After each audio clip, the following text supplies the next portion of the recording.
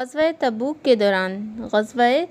کے دوران خوراک کم رہ گئی تو حضرت عمر رضی اللہ تعالیٰ عنہ نے سیدنا حضور علیہ الصلوۃ والسلام سے عرض کی، یا رسول اللہ صلی اللہ علیہ وآلہ وسلم، آپ لوگوں کو حکم دیں کہ جس کے پاس جتنی خوراک ہے وہ لے آئے، اور آپ صلی اللہ علیہ وآلہ وسلم اس کھانے پر برکت کی دعا فرمائیں تاکہ سب کھانا کھا سکیں۔ رسول اللہ صلی اللہ علیہ وآلہ وسلم نے حضرت عمر رضی اللہ تعالیٰ عنہ کی رائے پسند فرمائی۔ سب نے اپنی اپنی خوراک ایک جگہ جمع کر دی۔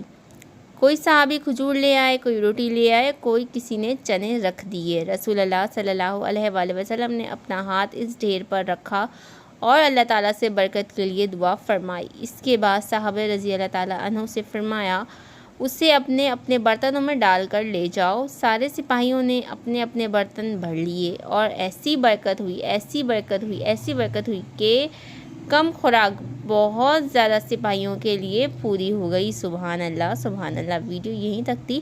اگر آپ لوگوں کو میری ویڈیو اچھی لگے تو کر دیجئے میرے چینل کو لائک، سبسکرائب اور کمنٹ۔ اپنا بہت سارا خیال رکھیے گا۔ اللہ نگہبان۔ اللہ حافظ۔